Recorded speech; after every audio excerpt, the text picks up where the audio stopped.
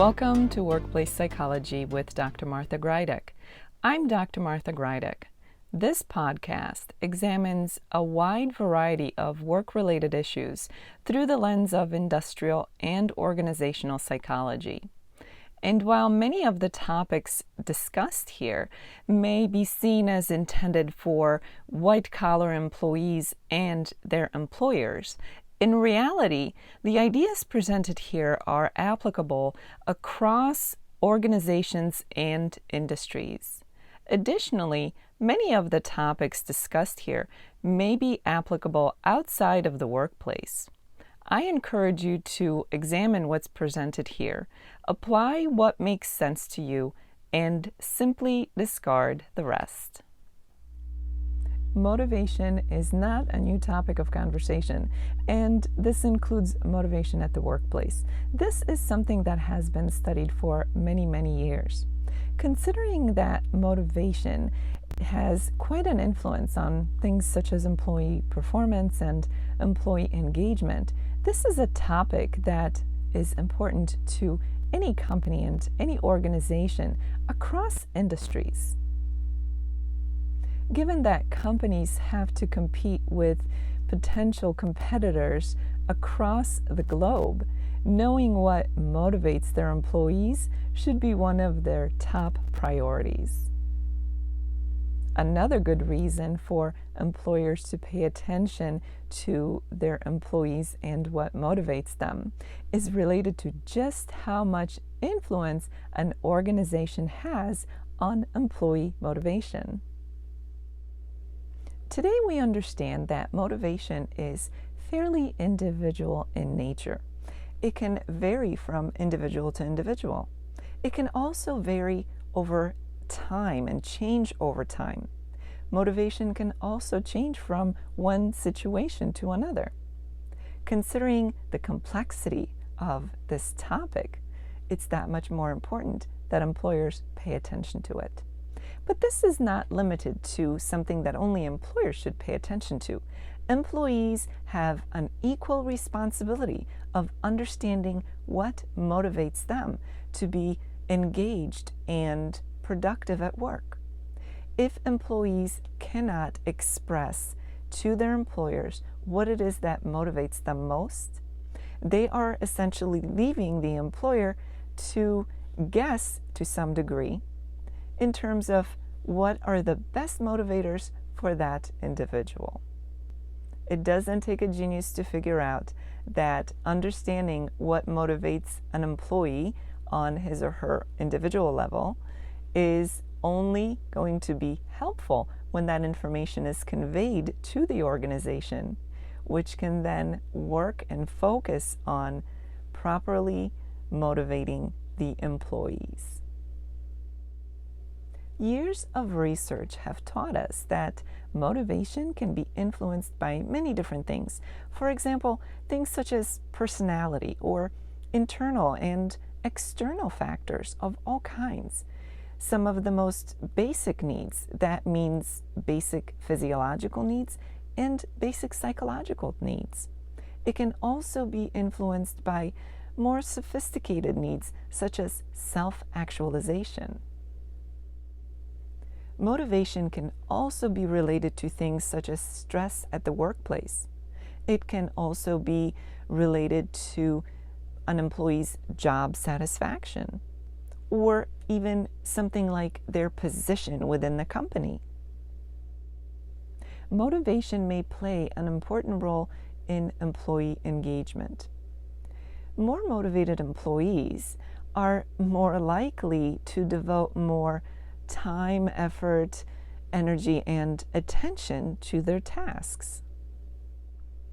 Motivated employees are much more likely to seek out ways of improving tasks and processes at the workplace. They may be more creative and more attentive to their jobs. Clearly, employee motivation is an important topic of consideration for any organization.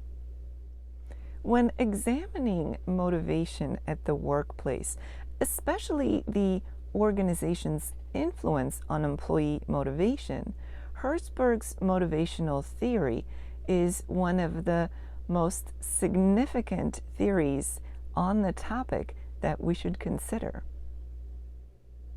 This motivational theory is especially relevant to this topic of conversation. It presents a two-factor approach when it comes to what motivates employees at the workplace. It is exactly this two-factor model that allows us to gain a deeper understanding of what motivates individuals, especially at the workplace. The first consideration is what Herzberg calls the hygiene factors.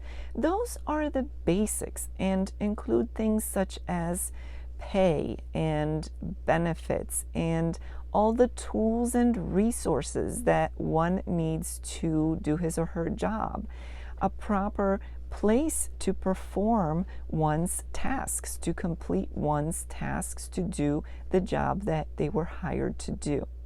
These things are considered to be basics and are simply expected to be provided, to be present as part of the employee-employer relationship.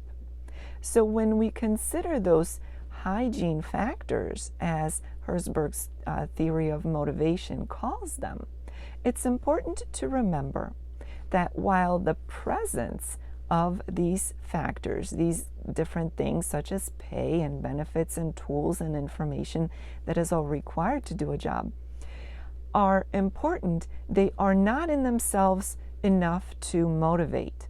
It is assumed that they will be there because that's part of the deal, if you will. However, when those basics are absent, they are much more likely to have the opposite effect on employees, meaning cause employees to lack motivation, to even feel unmotivated to do their jobs and perform at their best. So it's important to remember that while these basics are assumed or expected to be there as part of the employee-employer relationship of that exchange, it isn't their presence that motivates, but rather it is their absence that has the power to demotivate employees. This is an important point for employers to understand. The second group of factors in this motivational theory are the motivational factors. These are things like recognition and the ability for growth and advancement, being able to have a sense of accomplishment, being able to have a sense of being part of something greater than oneself. These are the kinds of things that will truly allow employers to use, for lack of a better word, as motivational tools for the workforce. This is another important point for employers to remember. Know what factors are simply given and assumed and need to be there to lay a neutral ground for that employee-employee relationship, and which factors are actually motivating in their nature.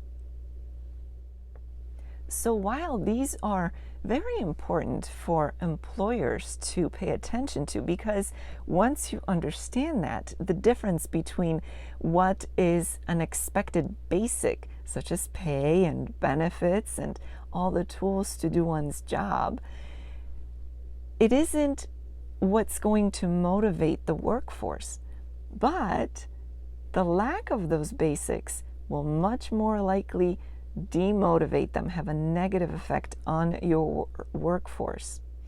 And employers must also understand what it is that will motivate people. Things such as a sense of accomplishment and achievement and recognition and being able to grow and advance and develop in one's job. But as much as I stress the importance of all these things for employers, As I said earlier, it's just as important for employees, for individuals, to understand what it is that motivates them. It's not only unfair to leave an employer guessing what an individual employee is most motivated by, it's also inefficient. So, it's important for each individual to understand what it is that motivates them so that they can effectively communicate that with their employer. And then it's up to the employer to work with their employees individually and collectively on a way of providing the kind of environment that will be as motivational as possible to the entire workforce. As this episode comes to an end, let's review what was discussed. While the topic of motivation is not a new one, it is important enough to remain relevant throughout the ages. And while this episode focuses on the employer's responsibility of understanding what motivates their employees, this is not a topic that's limited only to the employer's responsibility, in that each individual must understand what motivates them and must be able to communicate that with their employer so that put together the two can create the kind of environment that will have the best motivational approach for each individual and for the workforce collectively. It's important to remember that motivation will vary by individual. It's not only complex, it's also something that can change over time and from one situation to the next. So it's important to continue to pay attention to this important topic. Herzberg's motivational theory allows us to have a deeper understanding of human motivation, especially at the workplace. The basics that are assumed as part of the employee-employer relationship, meaning things such as pay, job security, benefits, tools, resources, and information that are required for an individual to do their job, are not considered to be motivation in their nature. However, when those basics are missing, they can have a negative effect in that they can demotivate employees at the workplace. There is a second group of factors known as motivational factors that are part of this theory that enlighten us as to what will actually motivate employees. And these are things like recognition and opportunity to grow and advance in one's job or one's field. Those are things that can truly have a motivational effect on employees. And again, while these are important things to understand, especially by employers as they put in their efforts to motivate their workforce, it's just as important for individual employees to understand what motivates them so that they can then convey this information to their employer, and together they can create the kind of environment that is most beneficial and most motivating for each individual. As this week unfolds, I invite you to examine your own motivations, internal and external, as an individual, as an employee. What is it that motivates you? Being able to truly understand that will allow you to then communicate that with your employer. And if you are the employer, you have so much influence on what can motivate or demotivate your workforce. So examine how your own organization is contributing to how motivated your employees are. Is your organization helping or hurting that motivation scale?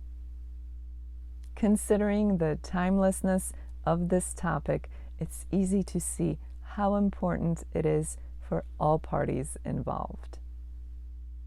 And as we all experience this big shift in how people relate to work and how work is performed, this is that much more important for everybody to consider. We are currently experiencing what some will call the revolution of the workplace, or the revolution of work, or maybe the evolution. We are seeing things such as quiet quitting and people disengaging from their work. This makes it that much more important for everybody to pay attention to this very important topic of conversation. Motivation affects not only organizations, but also the individual employee. Your motivation will contribute to your overall satisfaction with your job, which then leads to your happiness and well-being. And as an employer, you understand that having motivated employees makes you that much stronger as an organization, allowing you to more effectively compete with other companies out there. For those of you who are experiencing this podcast in an audio-only version, I invite you to check out my YouTube channel, where you can find this podcast in a video version as well. In addition to this podcast, you can also find other videos on my YouTube channel, most of which focus around stress and stress management. So check out the link below, which will lead you to my YouTube channel. Thank you for joining me today. Please subscribe to this podcast. I look forward to seeing you again next time. Until then, I wish you joy and well-being.